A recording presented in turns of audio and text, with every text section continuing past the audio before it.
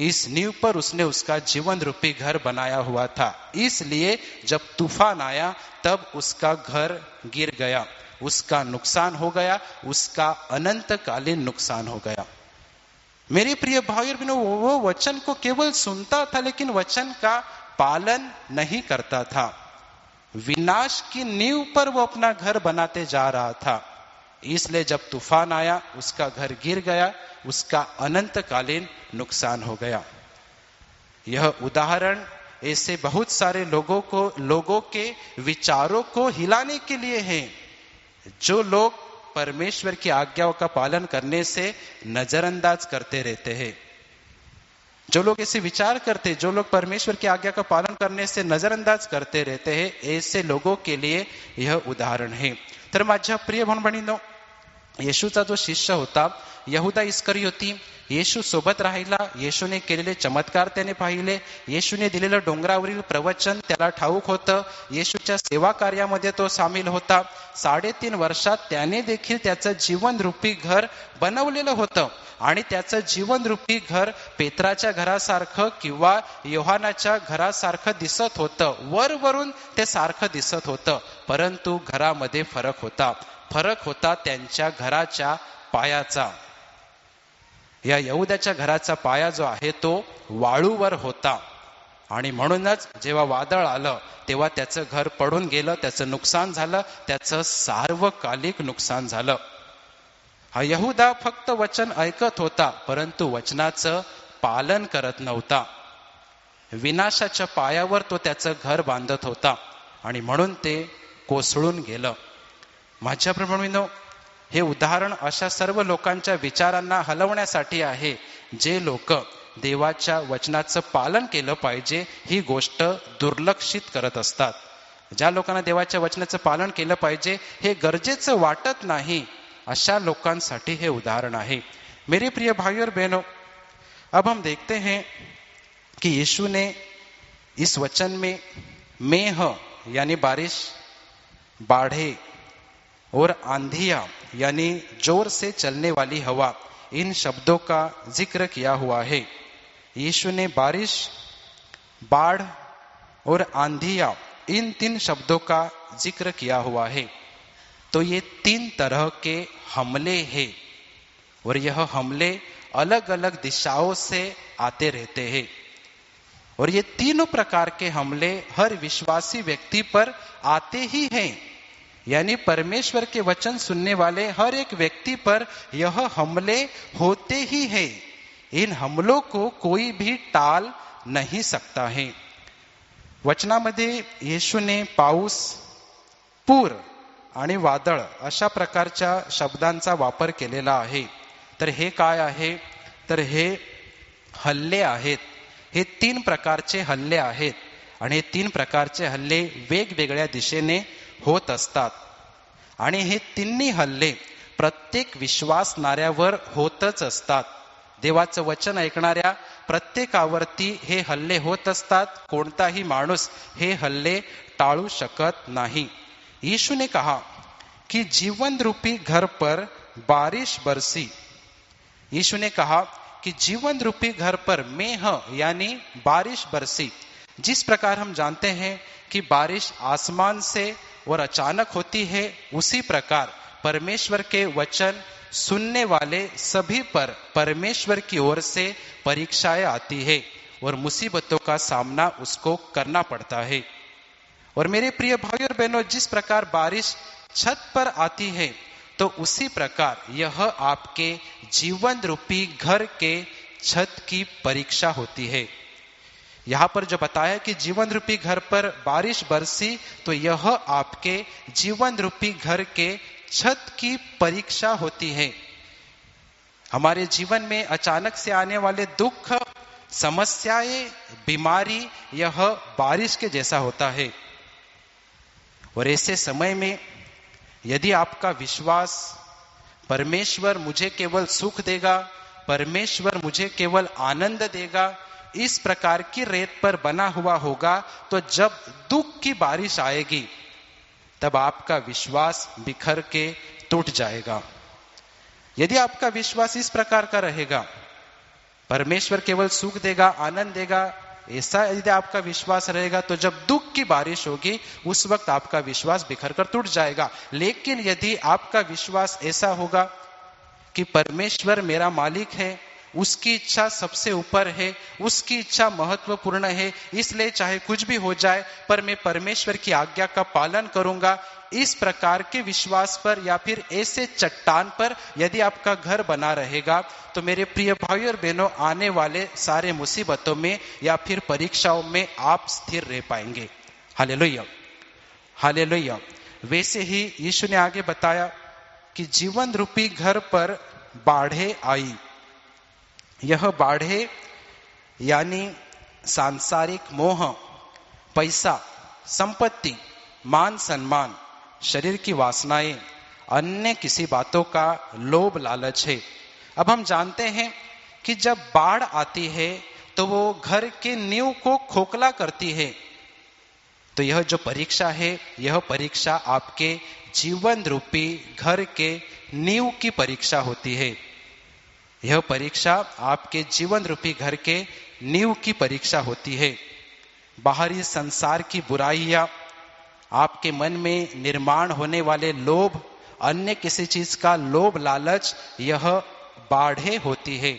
और यह बाढ़े आपके जीवन रूपी घर के नींव को हिलाती है और आपको भी अपने साथ बहाकर लेकर जाने का प्रयास करते रहती है। लेकिन ऐसे समय में यदि आपके जीवन रूपी घर की नींव आलसपन रहेगी, आज्ञा पालन न करने वाली रेत पर यदि आपका घर बना रहेगा, तो यह बाढ़े आपको कब उसके साथ लेकर जाएगी, यह आपको समझ में भी नहीं आएगा। वैसे ही आगे यीशु कहता है कि जीवन रूपी घर को आंधिया यानी जोर से बहने वाली हवा टकराई। इस जीवन रूपी घर को जोर से बहने वाली आंधिया या फिर हवा टकराई, तो यह आपके जीवन रूपी घर के दीवारों की परीक्षा होती है। यानी झूठे भविष्यद्वक्ताओं की शिक्षा, लोगों के द्वारा आपकी की गई बुराई, आपका अपमान, आपका विरोध, यह वो हवा है, यह वो हवा है जो आपके जीवन रूपी घर के आसपास चलती रहती है। और यह हवा आपको आपने परमेश्वर पर रखे हुए विश्वास से बाहर धकेलते रहती है। लेकिन ऐसे समय में यदि आप परमेश्वर की आज्ञा पालन में स्थिर नहीं रह पाए, तो इसका मतलब ऐसा है कि आप अपना जीवन रूपी घर रेत पर बना रहे हैं। वैसे मेरे प्रिय भाई और बहनों, तो हम देखते हैं कि इस तरह से यीशु ने मेह के विषय में बताया, बाढ़े बताई और आंधियां बताई। इन बातों के माध्यम के द्वारा यीशु यह स्पष्ट करना चाहता था, यीशु यह बताना चाहता था कि संकट तो सबके लिए एक जैसे है। यीशु यहां पर यही बताना चाहता था कि संकट तो सबके लिए एक जैसे है। बुद्धिमान मनुष्य के घर पर भी तीनों बातें आई और निर्बुद्धि मनुष्य के घर पर भी तीनों बातें आई। और इसलिए विश्वासी जीवन यानी संकट मुक्त जीवन नहीं होता है, बल्कि विश्वासी जीवन यानी संकट में भी मजबूत और स्थिर रहने वाला जीवन होता है। और इसलिए हमारा जीवन रूपी घर चट्टान पर बना रहना जरुरी है। Hallelujah, hallelujah. माझ्या प्रभूंनो, येशूने या ठिकाणी ज्या 3 गोष्टींविषयी सांगितलं, तर या गोष्टींद्वारे येशूला हे सांगायचं होतं, येशूला हे स्पष्ट करून सांगायचं होतं की संकट तर सर्वांसाठी एकसारखेच आहेत। बुद्धिमान माणसाच्या घरावर देखील या 3 गोष्टी आल्या आणि निर्बुद्धी माणसाच्या घरावर देखील या 3 गोष्टी आल्या। येशूला हेच सांगायचं आहे की संकटे तर सर्वांसाठी एकसारखेच आहे। आणि विश्वासी जीवन म्हणजे संकट येणार नाही, दुःख येणार नाही असं अजिबात नाही, तर विश्वासी जीवन म्हणजे संकटात देखील मजबूत आणि स्थिर राहणारं असं जीवन असतं। आणि म्हणूनच आपलं जीवन रूपी घर जे आहे ते खडकावरती बांधलेलं असणं गरजेचं आहे। Hallelujah, hallelujah. मेरे प्रिय भाई और बहनों, आज बहुत से लोग परमेश्वर के आज्ञा पालन को नजरअंदाज करके अपना जीवन बिता रहे हैं। इसका कारण यही है कि उन्हें पता नहीं है की इसके क्या भयानक परिणाम होणे वाले हैं. आज असे अनेक लोक आहेत की जे देवाच्या आज्ञा पालनाकडे दुर्लक्ष करत आहेत. का बरं ते असं करत आहेत? याचं कारण हेच आहे, कारण त्यांना याचे काय भयानक परिणाम होणार आहेत ते ठाऊक नाहीत.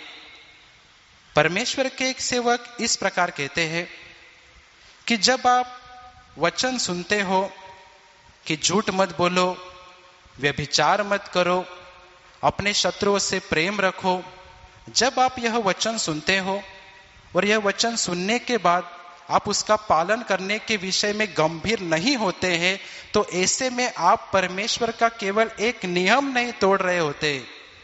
ऐसे में आप केवल परमेश्वर का एक नियम नहीं तोड़ रहे होते, बल्कि आप अपने घर की नींव में रेत भर रहे होते हैं.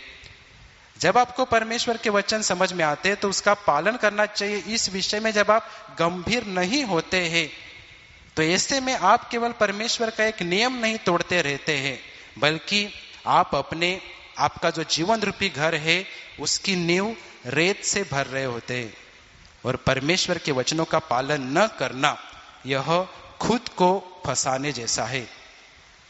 वही सेवक आगे भी इस प्रकार कहते हैं कि जिस तरह से रेत पर घर बनाने वाला मनुष्य ऐसा विचार करता है कि आजकल सब कुछ चलता है, कौन देखने वाला है, नींव क्या है, कैसी क्या है, जिस प्रकार रेत पर घर बनाने वाला मनुष्य विचार करता है, उसी प्रकार आज भी बहुत से विश्वासी लोग विचार करते रहते हैं.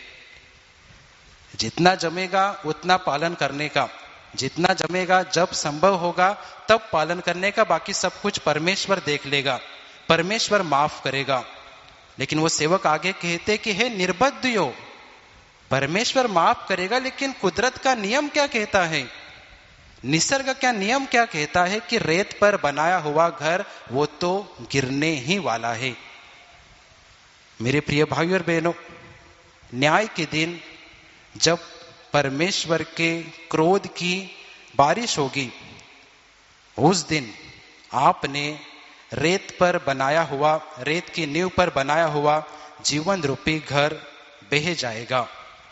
यानी वचन केवल सुनना, कुछ दान धर्म करना, शॉर्टकट प्रार्थनाएं, स्वार्थी प्रार्थनाएं, ये जो कुछ भी आपका रेत की नींव पर बनाया हुआ जीवन रूपी घर है, वो उस दिन, न्याय के दिन, परमेश्वर के क्रोध के बारिश में बहकर चला जाएगा, क्योंकि उसकी नींव आज्ञा पालन नहीं थी. वह भयानक नुकसान होगा, वह अनंतकालीन नुकसान होगा. क्या आज आप इस विषय में विचार करणे वाले हैं? न्यायाच्या दिवशी जेव्हा देवाच्या क्रोधाचा पाऊस येईल, त्या दिवशी तुम्ही वाळूवर बांधलेलं तुमचं जीवन रूपी घर वाहून जाईल. म्हणजेच काय तर वचन फक्त ऐकायचं, काय दान धर्म करायचा, तुमच्या स्वार्थी प्रार्थना, शॉर्टकट प्रार्थना, हे जे काही तुमचं वाळूवर बांधलेलं जीवन रूपी घर आहे ते देवाच्या क्रोधाच्या पावसामध्ये वाहून जाईल.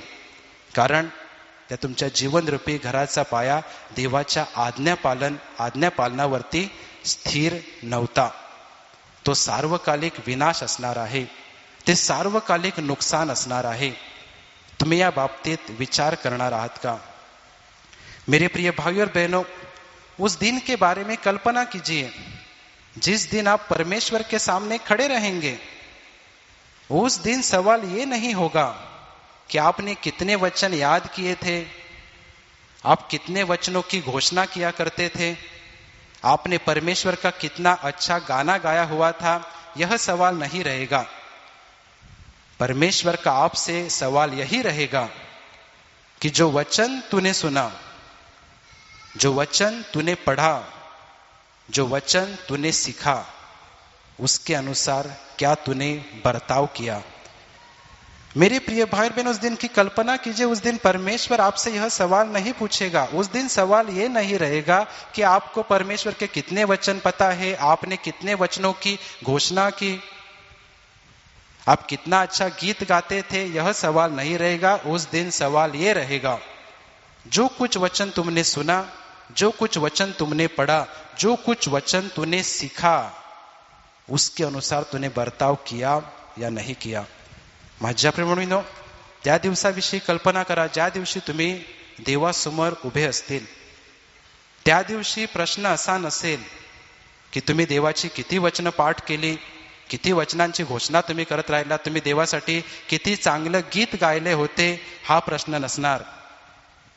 देवाचा हाच प्रश्न असेल की जे वचन तू वाचलं, जे वचन तू ऐकलं, जे वचन तू शिकलं, त्याच्यानुसार तू वागला की वागला नाहीस. इसलिए मेरे प्रिय भाइयों और बहनों, होश में आओ और वचन केवल सुनो ही नहीं बल्कि वचन का पालन करने वाले भी बनो. परमेश्वर आपको अभी आपके हृदय में जो कोई भी बात छोड़ने के लिए बता रहा होगा, वह बात छोड़ दो. परमेश्वर की जिस किसी भी वचन को आप नजरअंदाज करते आए हैं, उस विषय में परमेश्वर के पास क्षमा मांगो और आप उसके सारे वचनों का पालन कर पाए ऐसा निर्णय लो. मेरे प्रिय भाइयों और बहनों, यह इस प्रकार की नींव बनाने की शुरुआत करो. इस तरह चट्टान पर घर बनाने की शुरुआत करो. चट्टान की नींव पर अपना जीवन रूपी घर बनाने की शुरुआत करो. इसमें मेहनत लगेगी, इसमें दर्द होगा, इसमें कष्ट लगेंगे, वेदनाएं होंगी, लोगों का विरोध होगा, लेकिन जब अंतिम दिन आएगा तब चट्टान पर बनाया हुआ घर ही स्थिर रहने वाला है. Hallelujah, hallelujah. म्हणून माझ्या प्रिय भाऊ बहिणींनो, वचन केवळ ऐकू नका, तर वचनाचं पालन करणारी देखील बना. आज देव तुम्हाला तुमच्या हृदयामध्ये ज्या कोणत्या गोष्टी सोडण्यासाठी सांगत आहे, त्या सर्व गोष्टी सोडून द्या. ज्या कोणत्याही आज्ञेचं पालन तुम्ही दुर्लक्ष करत होतात, त्याविषयी देवाकडे क्षमा मागा आणि त्या आज्ञेचं पालन देखील करायला सुरुवात करा. अशा प्रकारे तुमच्या जीवनरूपी घराचा पाया बनवण्यास सुरुवात करा. खडकावरती तुमचं जीवनरूपी घर बांधण्यासाठी सुरुवात करा. याच्यामध्ये मेहनत लागेल, परिश्रम लागेल, कष्ट होतील, वेदना होतील, परंतु जेव्हा शेवटचा दिवस येईल त्यावेळेला खडकावर बांधलेलं घरच स्थिर राहणार आहे. मेरे प्रिय भाई और बहनों, आज के वचन के यह शब्द आपको शायद कठोर लगते होंगे, पर यह परमेश्वर आपके प्रति जो प्रेम रखता है, इस वजह से यह शब्द है. किसी का भी विनाश हो ऐसी परमेश्वर की इच्छा नहीं है. इसलिए मेरे प्रिय भाइयों और बहनों, होश में आओ. हर प्रकार का आलस छोड़ दो और परमेश्वर के सारे वचनों का पालन करने के लिए हमेशा प्रयत्नशील रहो. आजच्या वचनाचे शब्द कदाचित तुम्हाला कठीण वाटत असतील, पण देवाचं तुमच्यावरती जे प्रेम आहे त्याच्यामुळे हे शब्द आहेत. कोणाचाही नाश व्हावा अशी देवाची इच्छा नाही. म्हणूनच भानावर या. सर्व प्रकारचा आळस सोडून द्या. देवाच्या वचनाचं पालन करण्यासाठी नेहमी प्रयत्नशील रहा. तो मेरे प्रिय भाई और बहनों, अब से आप अपने घर की नींव किस पर बनाओगे? चट्टान पर बनाओगे या रेत पर बनाओगे? यह निर्णय आज ही आपको लेना है, क्योंकि शायद इस विषय में निर्णय लेने के लिए कल आपको मौका नहीं मिल पाएगा. तुम्ही आजच निर्णय घ्यायचा आहे की तुम्ही तुमच्या जीवनरूपी घराचा पाया खडकावरती करणार आहात की वाळूवरती करणार आहात. हा निर्णय आजच घ्या, कारण कदाचित उद्या याविषयी निर्णय घेण्याची संधी तुमच्याकडे उपलब्ध नसेल.